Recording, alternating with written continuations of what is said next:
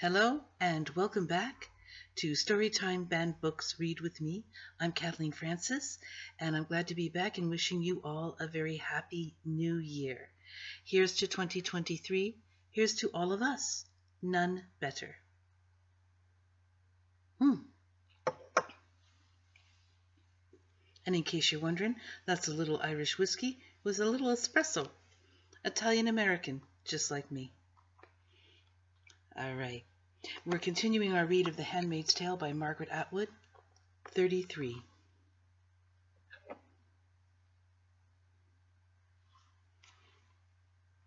Late afternoon, the sky hazy, the sunlight diffuse but heavy and everywhere, like bronze dust.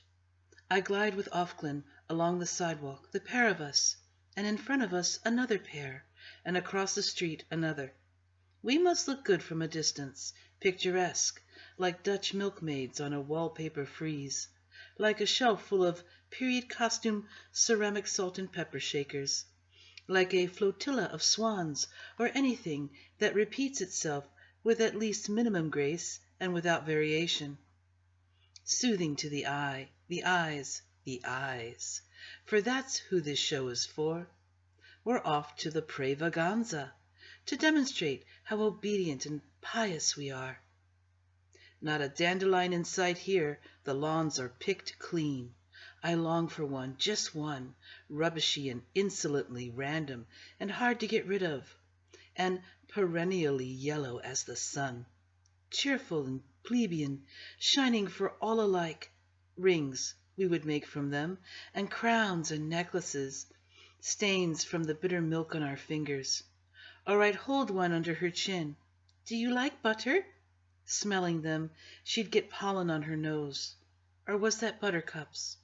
Or gone to seed, I can see her running across the lawn, that lawn there just in front of me at 2-3 years old, waving one like a sparkler, a small wand of white fire, the air filling with tiny parachutes. Blow, and you tell the time. All that time, blowing away in the summer breeze. It was daisies for love, though, and we did that too. We line up to get processed through the checkpoint, standing in our twos and twos and twos, like a private girls' school that went for a walk and stayed out too long. Years and years too long, so that everything has become overgrown, legs, bodies, dresses, all together. As if enchanted. A fairy tale, I'd like to believe. Instead, we are checked through in our twos and continue walking. After a while, we turn right, heading past lilies and down towards the river.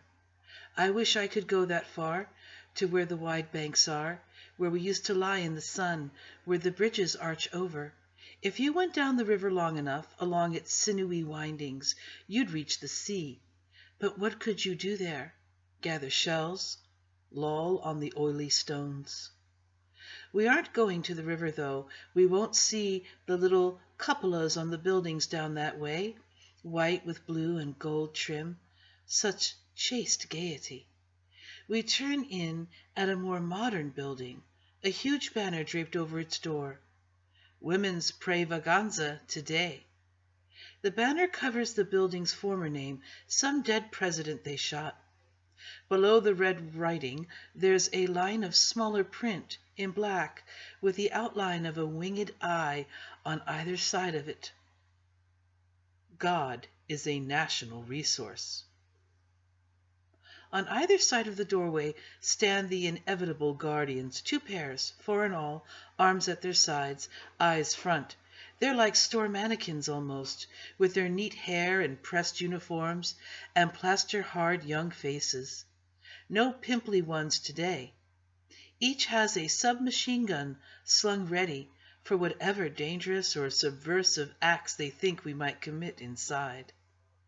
The Pré-Vaganza is to be held in the covered courtyard, where there's an oblong space, a skylight roof.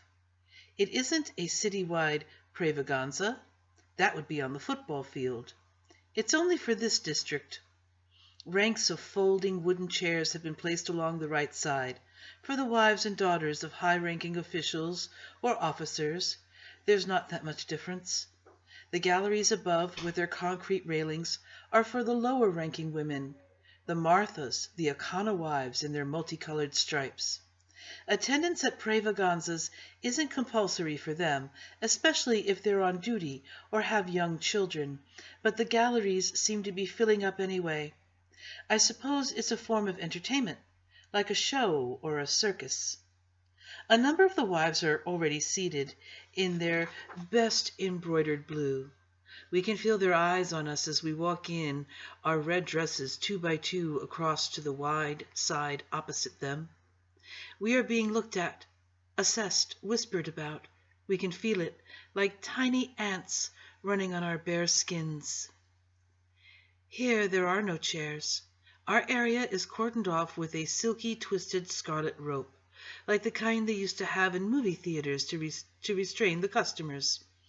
This rope segregates us, marks us off, keeps the others from contamination by us, makes for us a corral or pen, so into it we go, arranging ourselves in rows, which we know very well how to do, kneeling then on the cement floor.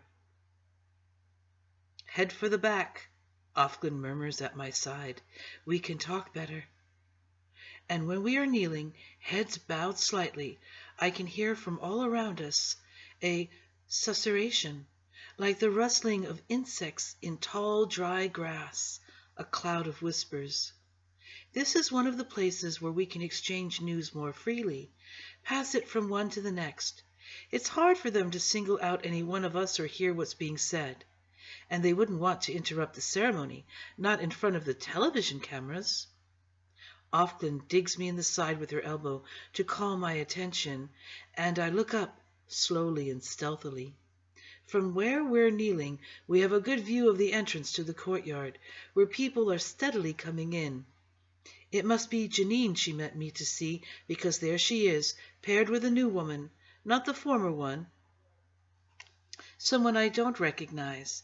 Janine must have been transferred then to a new household, a new posting. It's early for that. Has something gone wrong with her breast milk? That would be the only reason they'd move her, unless there's been a fight over the baby, which happens more than you'd think. Once she had it, she may have resisted giving it up. I can see that. Her body under the red dress looks very thin, skinny almost, and she's lost that pregnant glow. Her face is white and peaked, as if the juice is being sucked out of her. "It was no good, you know," Ofglen says near the side of my head. "It was a shredder after all." She means Janine's baby. The baby that passed through Janine on its way to somewhere else. The baby Angela. It was wrong to name her too soon. I feel an illness in the pit of my stomach. Not an illness, an emptiness. I don't want to know what was wrong with it. "My God," I say. "To go through all that for nothing? Worse than nothing." "It's her second," Ofglen says, not counting her own before. "She had an 8-month miscarriage, didn't you know?" We watch as Janine enters the roped-off enclosure in her veil of untouchability, of bad luck. She sees me, she must see me, but she looks right through me. No smile of triumph this time. She turns, kneels, and all I can see now is her back and the thin, bowed shoulders. "She thinks it's her fault," Ofglen whispers. "2 in a row, for being sinful. She used a doctor, they say. It wasn't her commander's after all." I can't say I do know, or Ofglen would wonder how. As far as she's aware, she herself is my only source for this kind of information, of which she has a surprising amount. How would she have found out about Janine? The Marthas? Janine's shopping partner? Listening at closed doors to the wives over their tea and wine, spinning their webs? Will Serena Joy talk about me like that, if I do as she wants? Agreed to it right away. Really, she didn't care. Anything with 2 legs and a good you-know-what was fine with her. They aren't squeamish. They don't have the same feelings we do. and the rest of them leaning forward in their chairs.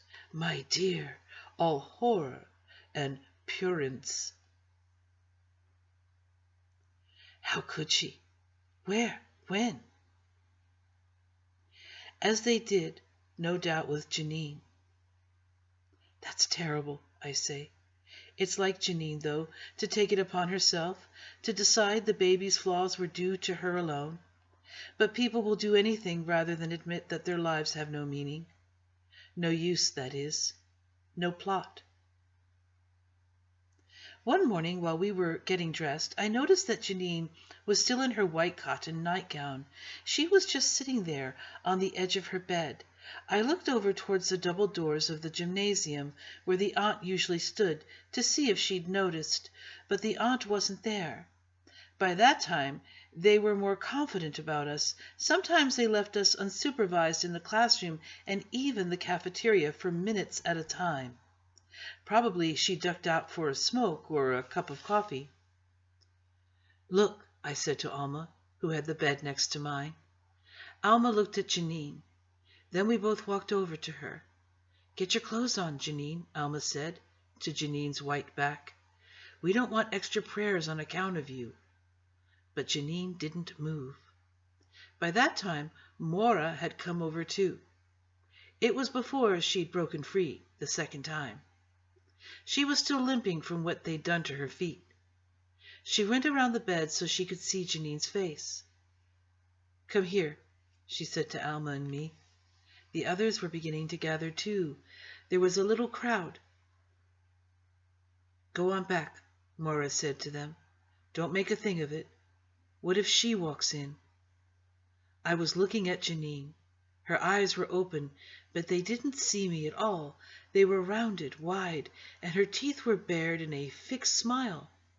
Through the smile, through her teeth, she was whispering to herself. I had to lean down close to her. Hello, she said, but not to me. My name's Janine. I'm your wait person for this morning. Can I get you some coffee to begin with? Christ, said Maura beside me. Don't swear, said Alma. Maura took Janine by the shoulders and shook her. Snap out of it, Janine, she said roughly. And don't use that word. Janine smiled. You have a nice day now, she said. Maura slapped her across the face twice, back and forth. Get back here, she said. Get right back here. You can't stay there. You aren't there anymore. That's all gone. Janine's smile faltered. She put her hand up to her cheek. What did you hit me for? She said. Wasn't it good? I can bring you another. You didn't have to hit me. Don't you know what they'll do? Maura said. Her voice became low, but hard, intent. Look at me. My name is Maura, and this is the Red Center. Look at me. Janine's eyes began to focus. Maura? She said. I don't know any Maura. They won't send you to the infirmary, so don't even think about it, Maura said. They won't mess around with trying to cure you. They won't even bother to ship you to the colonies. You go too far away, and they just take you up to the chemistry lab and shoot you. Then they burn you up with the garbage, like an unwoman. So forget it. I want to go home, Janine said. She began to cry. Jesus God, Maura said. That's enough. She'll be in here in 1 minute, I promise you. So put your goddamn clothes on and shut up. Janine kept whimpering, but she also stood up and started to dress. She does that again and I'm not here, Maura said to me. You just have to slap her like that. You can't let her go slipping over the edge. That stuff is catching. She must have already been planning then how she was going to get out.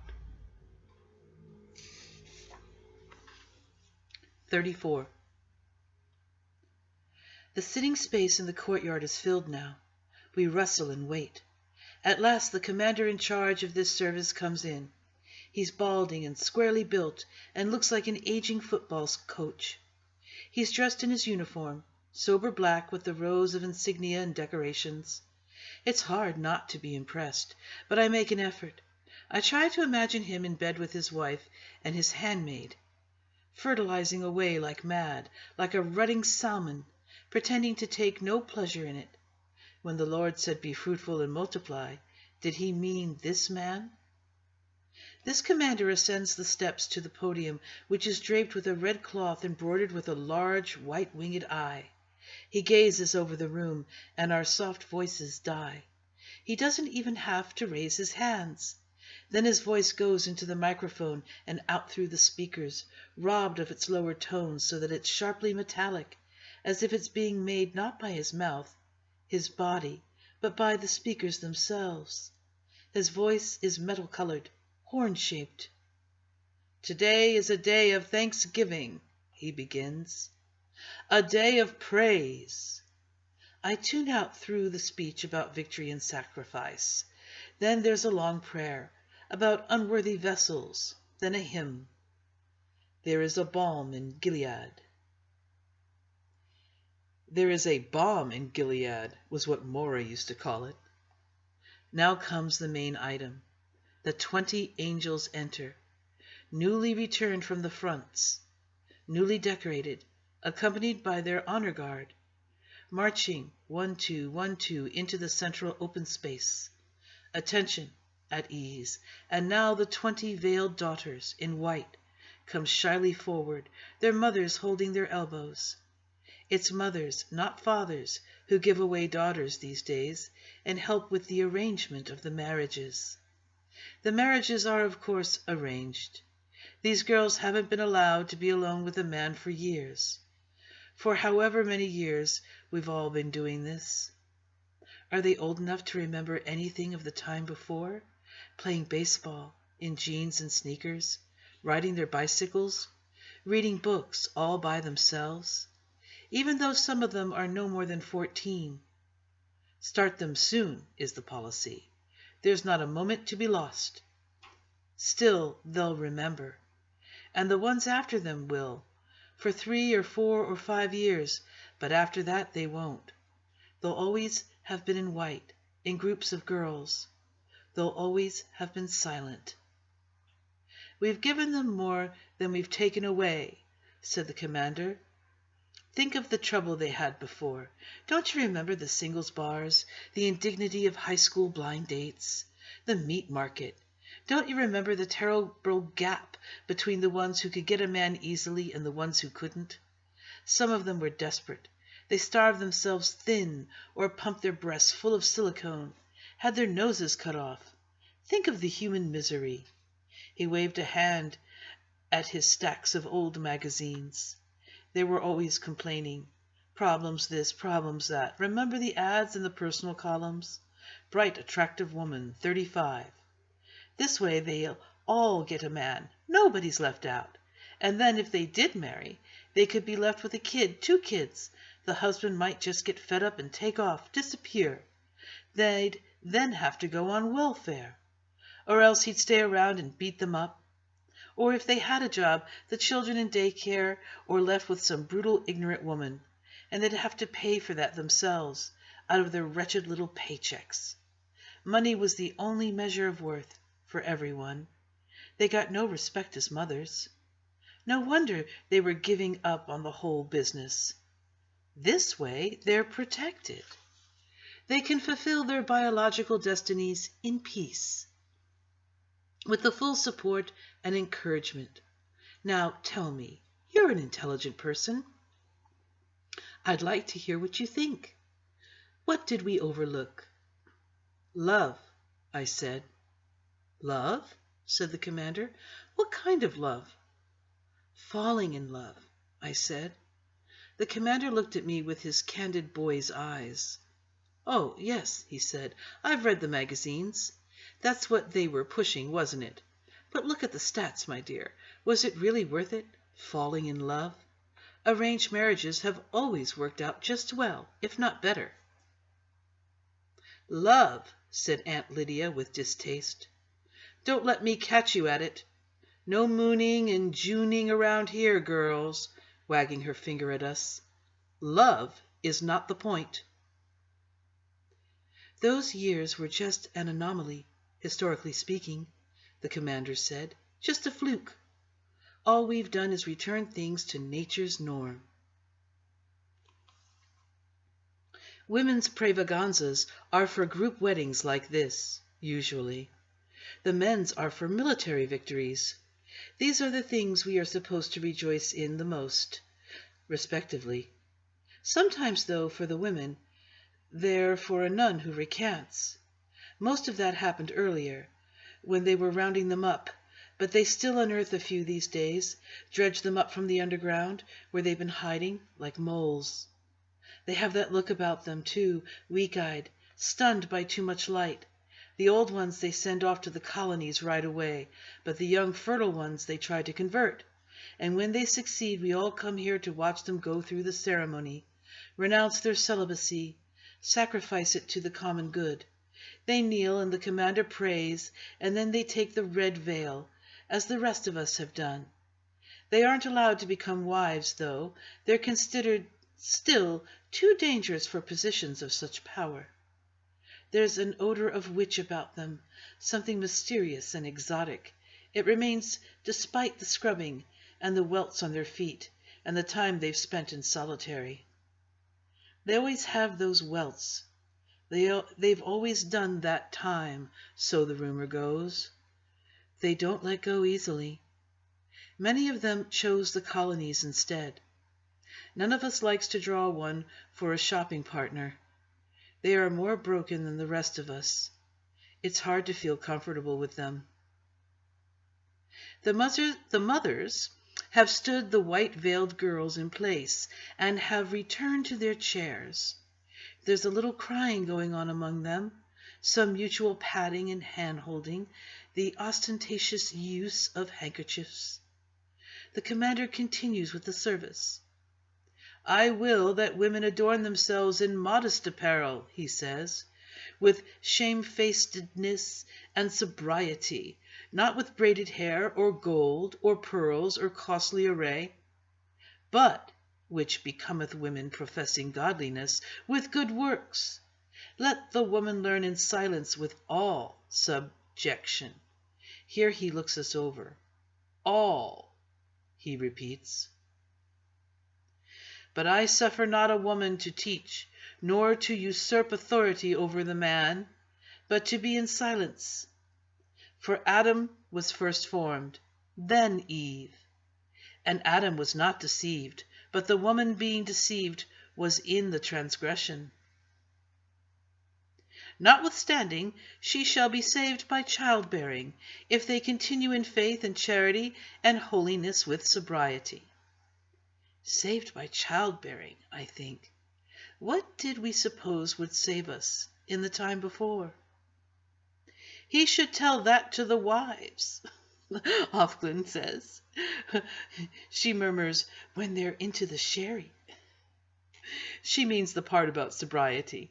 It's safe to talk again. The commander has finished the main ritual, and they're doing the rings, lifting the veils. Boo, I think in my head. Take a good look, because it's too late now. The angels will qualify for handmaids later, especially if their new wives can't produce. But you girls are stuck. What you see is what you get, zits and all. But you aren't expected to love him. You'll find that out soon enough. Just do your duty in silence. When in doubt, when flat on your back, you can look at the ceiling. Who knows what you may see up there? Funeral wreaths and angels, constellations of dust, stellar or otherwise, the puzzles left by spiders. There's always something to occupy the inquiring mind. "Is anything wrong, dear?" the old joke went. "No, why?" "You moved." "Just don't move." "What we're aiming for," says Aunt Lydia, in a spirit of camaraderie among women, "we must all pull together." Camaraderie. Shit, says Mora through the hole in the toilet cubicle. Right fucking on, Aunt Lydia, as they used to say. How much you want to bet she's got Janine down on her knees? What you think they get up to in that office of hers? I bet she's got her working away on that dried up old withered... Mora, I say. Mora what? She whispers. You know you've thought about it. It doesn't do any good to talk like that, I say, feeling nevertheless the impulse to giggle. But I still pretended to myself then that we should try to preserve something resembling dignity. You were always such a wimp, Mora says, but with affection. It does so do good. It does so do good. It does. And she's right. I know that now, as I kneel on this undeniably hard floor, listening to the ceremony drone on. There is something powerful in the whispering of obscenities about those in power. There's something delightful about it, something naughty, secretive, forbidden, thrilling. It's like a spell of sorts. It deflates them, reduces them to the common denominator where they can be dealt with. In the paint of the washroom cubicle, someone unknown had scratched, Aunt Lydia sucks. It was like a flag waved from a hilltop in rebellion. The mere idea of Aunt Lydia doing such a thing was in itself heartening. So now I imagine, among these angels and their drained white brides, momentous grunts and sweating, damp furry encounters, or better, ignominious failures, cocks like 3-week-old carrots, anguished fumblings upon flesh, cold and unresponding as uncooked fish. When it's over at last and we are walking out, Offglen says to me in her light, penetrating whisper, "We know you're seeing him alone." "Who?" I say, resisting the urge to look at her. I know who. "Your commander," she says. "We know you have been." I ask her how. "We just know," she says. "What does he want? Kinky sex?" It would be hard to explain to her what he does want, because I still have no name for it. How can I describe what really goes on between us? She would laugh, for one thing. It's easier for me to say, in a way. That at least has the dignity of coercion. She thinks about this. "You'd be surprised," she says, "how many of them do." I can't help it, I say. I can't say I won't go. She ought to know that. We're on the sidewalk now, and it's not safe to talk. We're too close to the others, and the protective whispering of the crowds is gone. We walk in silence, lagging behind, until finally she judges she can say, "Of course you can't, but find out and tell us." "Find out what?" I say. I feel rather than see the slight turning of her head. "Anything you can."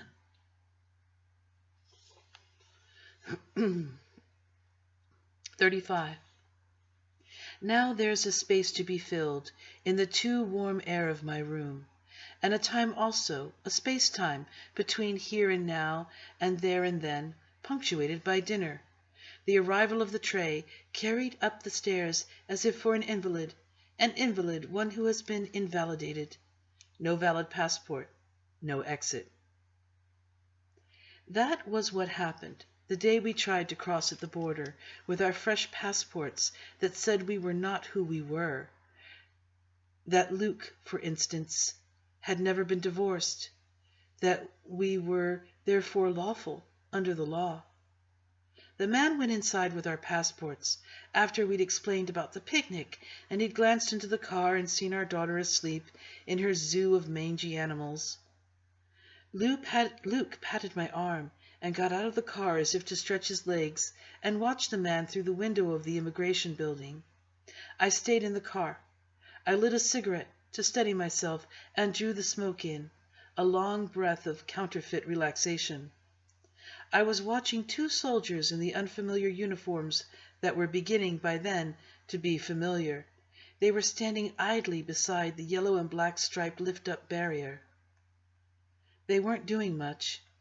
One of them was watching a flock of birds, gulls, lifting and eddying and landing on the bridge railing beyond. Watching him, I watched them too. Everything was the color it usually is, only brighter. "It's going to be all right," I said, prayed in my head. "Oh, let it. Let us cross. Let us across. Just this once, and I'll do anything. What I thought I could do for whoever was listening that would be of the least use or even interest, I'll never know." Then Luke got back into the car, too fast, and turned the key and reversed. He was picking up the phone, he said, and then he began to drive very quickly. And after that, there was the dirt road and the woods, and we jumped out of the car and began to run. A cottage to hide in, a boat. I don't know what we thought. He said the passports were foolproof, and we had so little time to plan. Maybe he had a plan, a map of some kind in his head. As for me, I was only running, away, away. I don't want to be telling this story. I don't have to tell it. I don't have to tell anything, to myself or to anyone else. I could just sit here peacefully. I could withdraw. It's possible to go so far in, so far down and back, they could never get you out. Nolite te bastardes carborundorum. Fat lot of good it did her. Why fight? That will never do. "Love?" said the commander. "That's better. That's something I know about. We can talk about that." "Falling in love," I said. "Falling into it, we all did then, one way or another. How could he have made such light of it? Sneered even. As if it was trivial for us, a frill, a whim. It was, on the contrary, heavy going. It was the central thing. It was the way you understood yourself. If it never happened to you, not ever, you would be like a mutant, a creature from outer space. Everyone knew that. Falling in love, we said. I fell for him.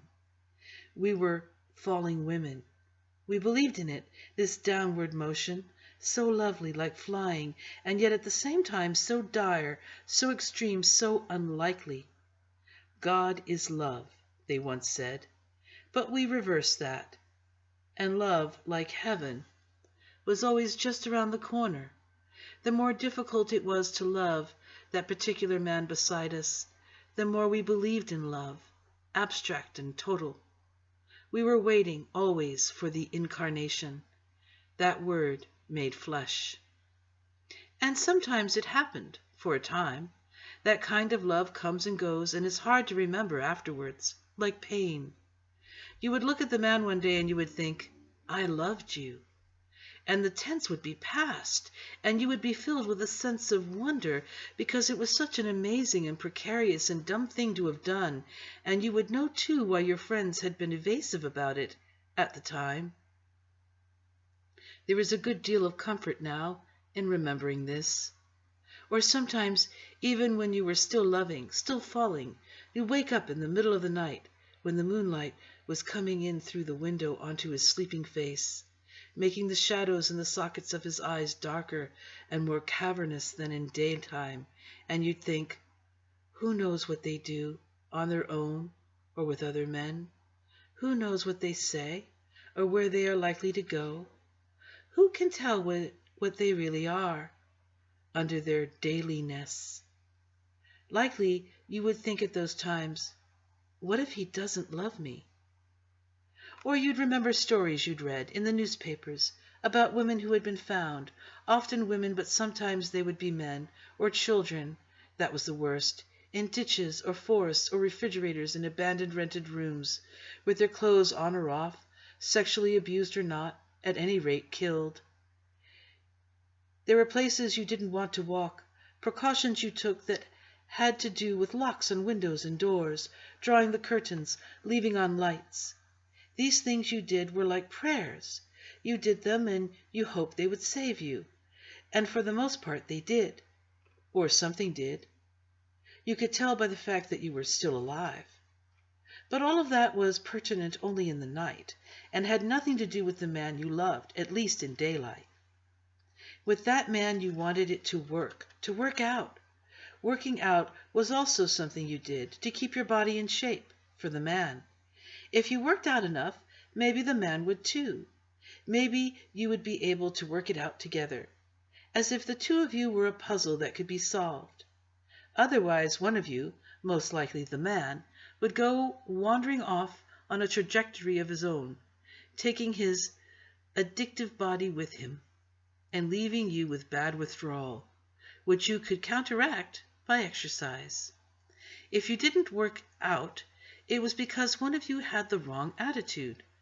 Everything that went on in your life was thought to be due to some positive or negative power emanating from inside your head. If you don't like it, change it, we said, to each other and to ourselves. And so we would change the man for another one. Change, we were sure, was for the better always. We were revisionists. What we revised was ourselves. It's strange to remember how we used to think, as if everything were available to us, as if there were no contingencies, no boundaries, as if we were free to shape and reshape forever the ever-expanding perimeters of our lives. I was like that too. I did that too. Luke was not the first man for me, and he might not have been the last. If he hadn't been frozen that way, stopped dead in time, in midair, among the trees back there, in the act of falling. In former times, they would send you a little package of the belongings, what he had with him when he died. That's what they would do in wartime, my mother said. How long were you supposed to mourn, and what did they say? Make your life a tribute to the loved ones. And he was the loved one. Is, I say, is, only 2 letters, you stupid shit. Can't you manage to remember it? Even a short word like that? I wiped my sleeve across my face. Once I wouldn't have done that, for fear of smearing, but now nothing comes off. Whatever expression is there, unseen by me, is real. You'll have to forgive me. I'm a refugee from the past, and like other refugees, I go over the customs and habits of being I've left or been forced to leave behind me, and it all seems just as quaint from here, and I am just as obsessive about it. Like a white Russian drinking tea in Paris. Marooned in the 20th century, I wander back, try to regain those distant pathways. I become too maudlin, lose myself, weep. Weeping is what it is, not crying. I sit in this chair and ooze like a sponge. So, more waiting, lady in waiting. That's what they used to call those stores where you could buy maternity clothes.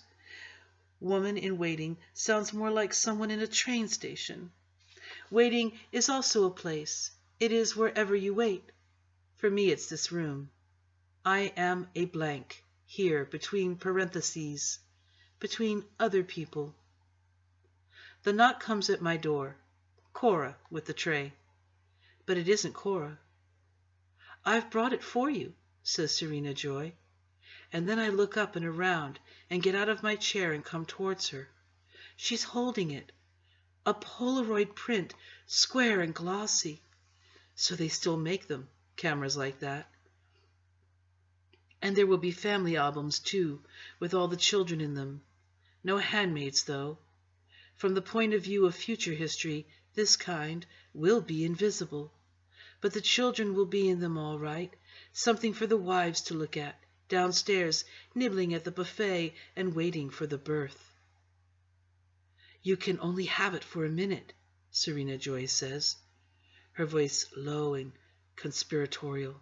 I have to return it before they know it's missing. It must have been a Martha who got it for her. There's a network of the Marthas, then, with something in it for them. That's nice to know. I take it from her, turn it around so I can see it right side up. Is this her? Is this what she's like? My treasure. So tall and changed, smiling a little now, so soon, and in her white dress, as if for an olden days first communion. Time has not stood still. It has washed over me, washed me away, as if I'm nothing more than a woman of sand, left by a careless child too near the water. I have been obliterated for her. I am only a shadow now, far back behind the glib, shiny surface of this photograph. A shadow of a shadow, as dead mothers become. You can see it in her eyes. I am not there. But she exists. In her white dress, she grows and lives. Isn't that a good thing? A blessing? Still, I can't bear it. To have been erased like that. Better she'd brought me nothing. I sit at the little table, eating creamed corn with a fork. I have a fork and a spoon, but never a knife. Where there's meat, they cut it up for me ahead of time, as if I'm lacking manual skills or teeth. I have both, however. That's why I'm not allowed a knife. 36. I knock on his door, hear his voice, adjust my face, go in. He's standing by the fireplace. In his hand, he's got an almost empty drink. He usually waits till I get here to start on the hard liquor, though I know they have wine with dinner. His face is a little flushed. I try to estimate how many he's had. "Greetings," he said. "How was the fair little one this evening?" "A few. I can tell by the elaborateness of his smile that he composes and aims. He's in the courtly phase." "I'm fine," I say. "Up for a little excitement?" "Pardon?" I say. Behind this act of his I sense embarrassment, an uncertainty about how far he can go with me and in what direction. "Tonight I have a little surprise for you," he says. He laughs. It's more like a snigger. I notice that everything this evening is little. He wishes to diminish things, myself included. "Something you'll like." "What's that?" I say. "Chinese checkers?" I can take these liberties. He appears to enjoy them, especially after a couple of drinks. He prefers me frivolous. "Something better," he says, attempting to be tantalizing. I can hardly wait. "Good," he says. He goes to his desk, fumbles with a drawer. Then he comes towards me, one hand behind his back. "Guess," he says. "Animal, vegetable, or mineral?" I say. "Oh, animal," he says with mock gravity. "Definitely animal, I'd say." He brings his hand out from behind his back. He's holding a handful, it seems, of feathers, mauve and pink. Now he shakes this out. It's a garment, apparently, and for a woman. There are the cups for the breasts, covered in purple sequins. The sequins are tiny stars. The feathers are around the thigh holes and along the top. So I wasn't that wrong about the girdle after all. I wonder where he found it. All such clothing was supposed to have been destroyed. I remember seeing that on television, in news clips filmed in one city after another. In New York it was called the Manhattan Cleanup.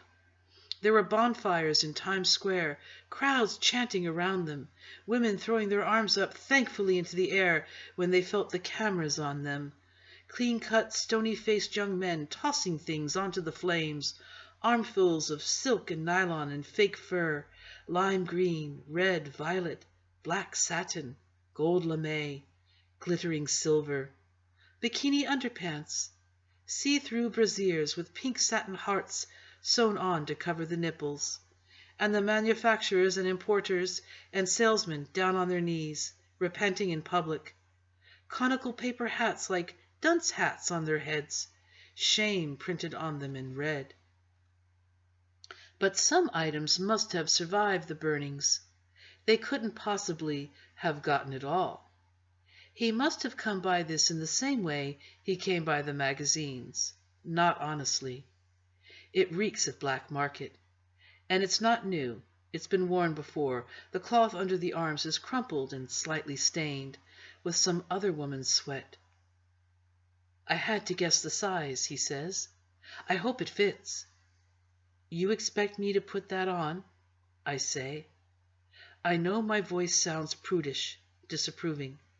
Still, there is something attractive in the idea. I've never worn anything remotely like this, so glittering and theatrical. And that's what it must be, an old theater costume, or something from a vanished nightclub act. The closest I ever came were bathing suits and a camisole set, peach lace, that Luke bought for me once. Yet there's an enticement in this thing. It carries with it the childish allure of dressing up. And it would be so flaunting, such a sneer at the aunts, so sinful, so free. Freedom, like everything else, is relative. Well, I say, not wishing to seem too eager. I want him to feel I'm doing him a favor. Now we may come to it, his deep down real desire. Does he have a pony whip hidden behind the door? Will he produce boots, bend himself or me over the desk? It's a disguise, he says. You'll need to paint your face, too. I've got the stuff for it. You'll never get in without it. In where? I ask. Tonight, I'm taking you out. Out? It's an archaic phrase. Surely there is nowhere anymore where a man can take a woman out. Out of here, he says. I know without being told that what he's proposing is risky for him, but especially for me. But I want to go anyway. I want anything that breaks the monotony, subverts the perceived respectable order of things. I tell him I don't want him to watch me while I put this thing on. I'm still shy in front of him about my body. He says he will turn his back, and does so. And I take off my shoes and stockings, and my cotton underpants, and slide the feathers on, under the tent of my dress. Then I take off the dress itself, and slip the thin sequin straps over my shoulders. There are shoes, too, mauve ones with absurdly high heels. Nothing quite fits. The shoes are a little too big. The waist on the costume is too tight, but it will do. There, I say, and he turns around. I feel stupid. I want to see myself in a mirror. Charming, he says. Now for the face. All he has is a lipstick, old and runny and smelling of artificial grapes, and some eyeliner and mascara. No eyeshadow, no blusher. For a moment I think I won't remember how to do any of this, and my first try with my eyeliner leaves me with a smudged black lid, as if I've been in a fight. But I wipe it off with the vegetable oil hand lotion and try again. I rub some of the lipstick along my cheekbones, blending it in. While I do all this, he holds a large silver-backed hand mirror for me. I recognize it as Serena Joy's. He must have borrowed it from her room. Nothing can be done about my hair. Terrific, he says. By this time he is quite excited, as if we're dressing for a party. He goes to the cupboard and gets out a cloak with a hood. It's light blue, the color for wives. This, too, must be Serena's. Pull the hood down over your face, he says. Try not to smear the makeup. It's for getting through the checkpoints. But what about my pass? I say. Don't worry about that, he says. I've got one for you. And so we set out. We glide together through the darkening streets. The commander has hold of my right hand, as if we're teenagers at the movies. I clutch the sky-blue cape tightly about me, as a good wife should. Through the tunnel made by the hood, I can see the back of Nick's head. His hat is on straight. He's sitting up straight. His neck is straight. He is all very straight. His posture disapproves of me, or am I imagining it? Does he know what I've got on under this cloak? Did he procure it? And if so, does this make him angry or lustful or envious or anything at all? We do have something in common. Both of us are supposed to be invisible. Both of us are functionaries. I wonder if he knows this. When he opened the door of the car for the commander, and, by extension, for me, I tried to catch his eye, make him look at me, but he acted as if he did not see me. Why not? It's a soft job for him, running little errands, doing little favors, and there's no way he'd want to jeopardize it. The checkpoints are no problem. Everything goes as smoothly as the commander said it would, despite the heavy pounding, the pressure of blood in my head. Chicken shit, Maura would say. Past the second checkpoint, Nick says, "Here, sir?" And the commander says, "Yes." The car pulls over and the commander says, "Now I'll have to ask you to get down on the floor of the car." "Down?" I say. "We have to go through the gateway," he says, as if this means something to me. I tried to ask him where we were going, but he said he wanted to surprise me. Wives aren't allowed. So I flatten myself, and the car starts again, and for the next few minutes I see nothing. Under the cloak it's stifling hot. It's a winter cloak, not a cotton summer one, and it smells of mothballs. He must have borrowed it from storage, knowing she wouldn't notice. He has considerately moved his feet to give me room. Nevertheless, my forehead is against his shoes. I have never been this close to his shoes before. They feel hard, unwinkling, like the shells of beetles. Black, polished, inscrutable. They seem to have nothing to do with feet. We pass through another checkpoint. I hear the voices, impersonal, deferential, and the window rolling electrically down and up for the passes to be shown. This time he won't show mine, the one that's supposed to be mine, as I'm no longer in official existence, for now. Then the car starts, then it stops again, and the commander is helping me up. "We'll have to be fast," he says. "This is a back entrance. You should leave the cloak with Nick." "On the hour, as usual," he says to Nick. So this too is something he's done before. He helps me out of the cloak. The car door is opened. I feel air on my almost bare skin, and I realize I've been sweating. As I turn to shut the door behind me, I can see Nick looking at me through the glass. He sees me now. Is it contempt I read, or indifference? Is this merely what he expected of me? We're in an alleyway behind a building, red brick and fairly modern. A bank of trash cans is set out beside the door, and there's a smell of fried chicken going bad. The commander has a key to the door, which is plain and gray and flush with the wall, and I think made of steel. Inside it, there's a concrete block corridor lit with fluorescent overhead lights.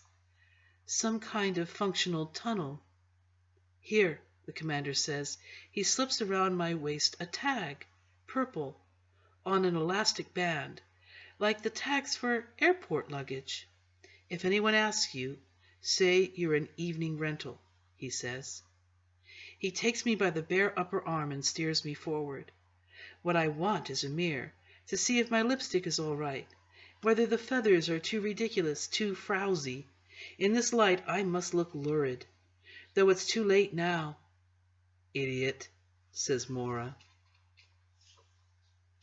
37. We go along the corridor and through another flat gray door and along another corridor, softly lit and carpeted this time in a mushroom color, browny pink. Doors open off it with numbers on them. 101, 102, the way you count during a thunderstorm to see how close you are to being struck. It's a hotel then, for behind one of the doors comes laughter, a man's and also a woman's. It's a long time since I've heard that. We emerge into a central courtyard. It's wide and also high. It goes up several stories to a skylight at the top. There's a fountain in the middle of it, a round fountain spraying water in the shape of a dandelion gone to seed. Potted plants and trees sprout here and there. Vines hang down from the balconies. Oval-sided glass elevators slide up and down the walls like giant mollusks. I know where I am. I've been here before, with Luke, in the afternoons. A long time ago. It was a hotel then. Now it's full of women. I stand still and stare at them. I can stare here, Look around me. There are no white wings to keep me from it. My head, shorn of them, feels curiously light, as if a weight has been removed from it, or substance. The women are sitting, lounging, strolling, leaning against one another. There are men mingled with them, a lot of men, but in their dark uniforms or suits, so similar to one another they form only a kind of background. The women, on the other hand, are tropical. They are dressed in all kinds of bright festive gear. Some of them have on outfits like mine. Feathers and glister cut high up the thighs, low over the breasts. Some are in olden days lingerie, shorty nightgowns, baby doll pajamas, the occasional see-through negligee. Some are in bathing suits, one-piece or bikini. One, I see, is wearing a crocheted affair with big scallop shells covering the tits. Some are in jogging shorts and sun halters. Some in exercise costumes like the ones they used to show on television, body tight, with knitted pastel leg warmers. There are even a few in cheerleaders' outfits, little pleated skirts, outside letters across the chest. I guess they've had to fall back on the mélange, whatever they could scrounge or salvage. All wear makeup, and I realize how unaccustomed I've become to seeing it on women, because their eyes look too big to me, too dark and shimmering, their mouths too red, too wet, blood dipped and glistening, or, on the other hand, too clownish. At first glance, there's a cheerfulness to this scene. It's like a masquerade party. They are like oversized children, dressed up in togs they've rummaged from trunks. Is there joy in this? There could be, but have they chosen it? You can't tell by looking. There are a great many buttocks in this room. I am no longer used to them. It's like walking into the past, says the commander. His voice sounds pleased, delighted even. Don't you think? I try to remember if the past was exactly like this. I'm not sure.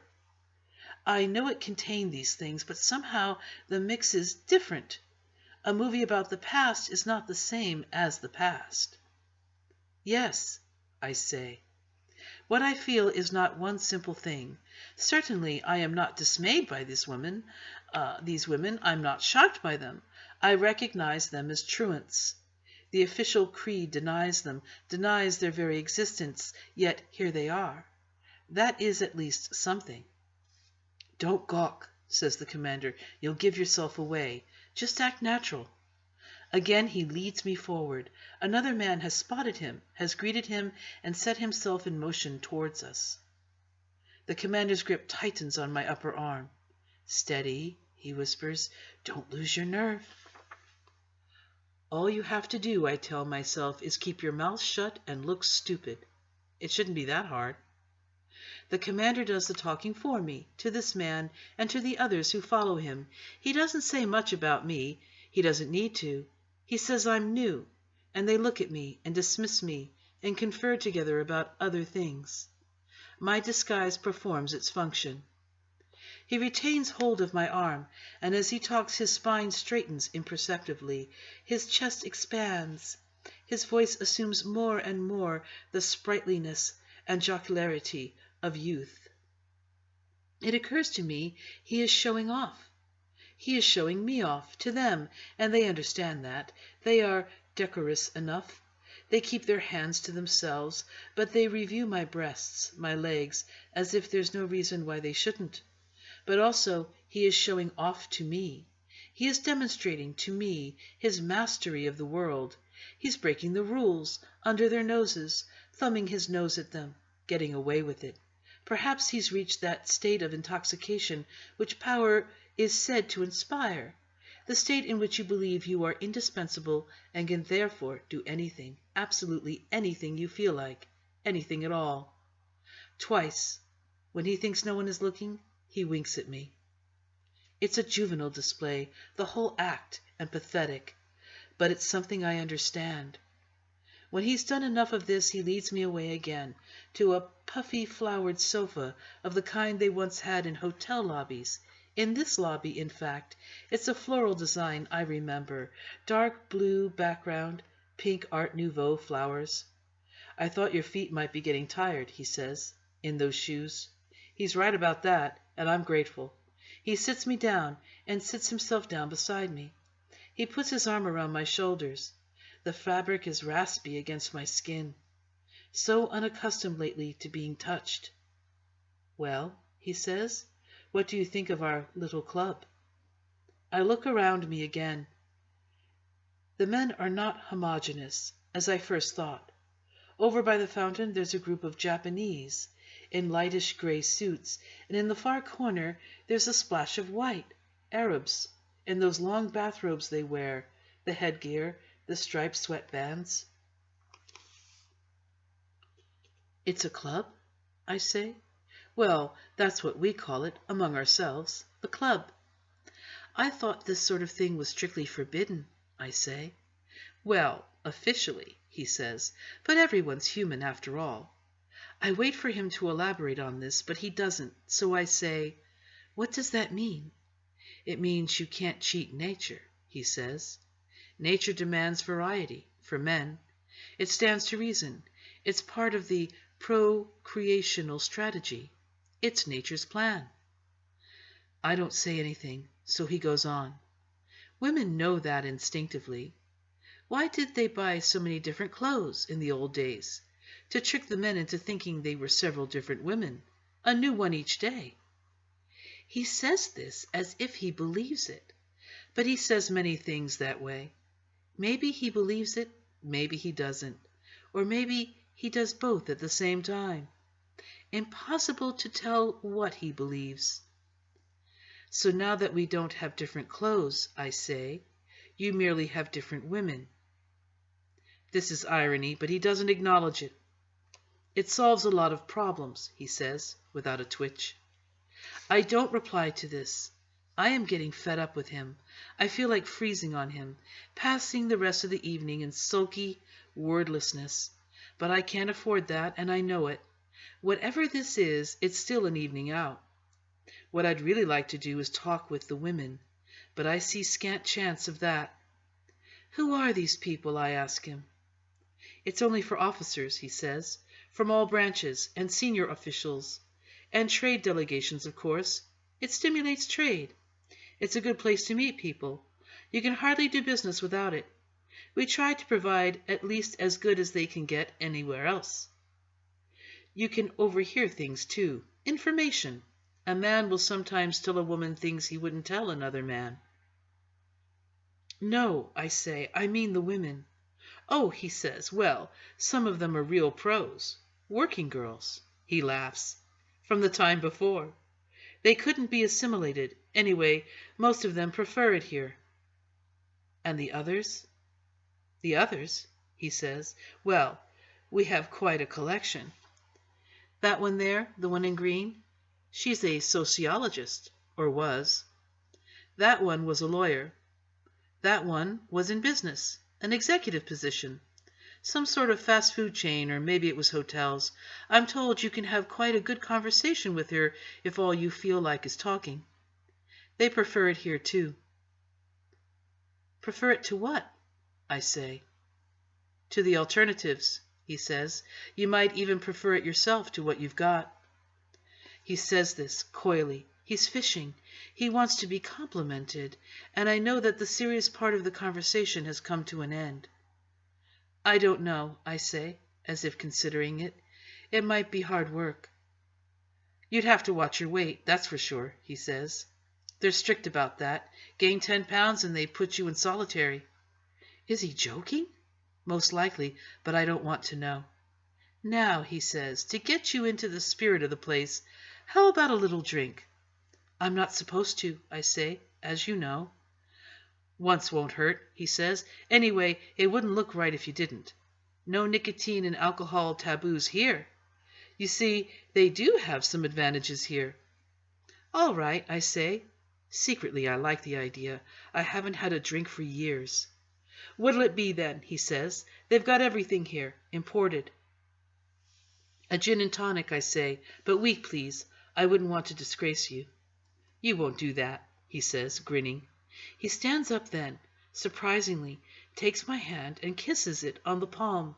Then he moves off, heading for the bar. He could have called over a waitress. There are some of these, in identical black miniskirts with pom-poms on their breasts. But they seem busy and hard to flag down. Then I see her. Mora. She's standing with 2 other women over near the fountain. I have to look hard again to make sure it's her. I do this in pulses, quick flickers of the eyes, so no one will notice. She's dressed absurdly, in a black outfit of once shiny satin that looks the worse for wear. It's strapless, wired from the inside, pushing up the breasts, but it doesn't quite fit Mora. It's too large, so that one breast is plumped out and the other one isn't. She's tugging absent-mindedly at the top, pulling it up. There's a wad of cotton attached to the back. I can see it as she half turns. It looks like a sanitary pad that's been propped like a piece of popcorn. I realize that it's supposed to be a tail. Attached to her head are 2 ears. Of a rabbit or deer, it's not easy to tell. One of the ears has lost its starch or wiring and is flopping halfway down. She has a black bow tie around her neck and is wearing black net stockings and black high heels. She always hated high heels. The whole costume, antique and bizarre, reminds me of something from the past, but I can't think what. A stage play? A musical comedy? Girls dressed for Easter in rabbit suits? What is the significance of it here? Why are rabbits supposed to be sexually attractive to men? How can this bedraggled costume appeal? Mora is smoking a cigarette.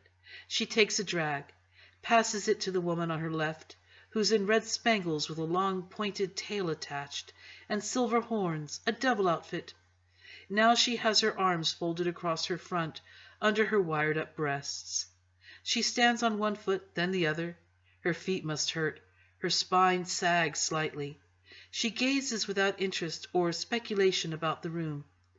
This must be familiar scenery. I will her to look at me, to see me, but her eyes slide over me as if I'm just another palm tree, another chair. Surely she must turn. I'm willing so hard. She must look at me, because one of the men comes over to her. Before she disappears.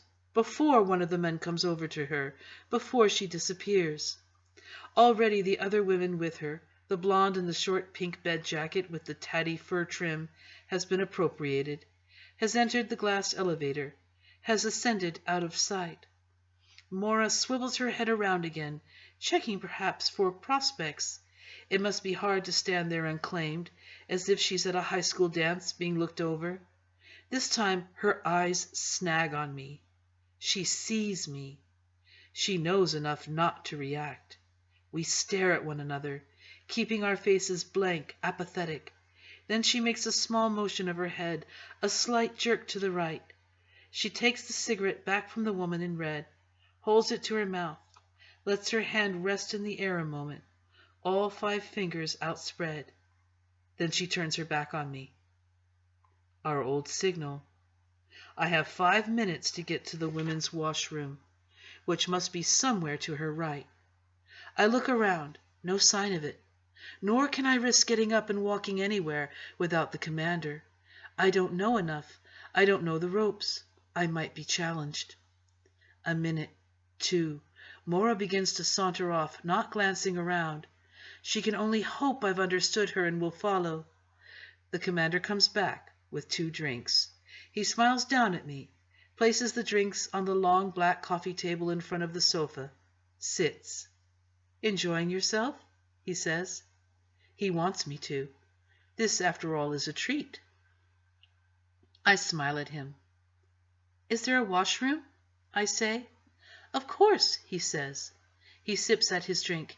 He does not volunteer directions. I need to go to it.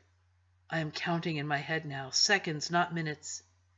"It's over there," he nods. "What if someone stops me?"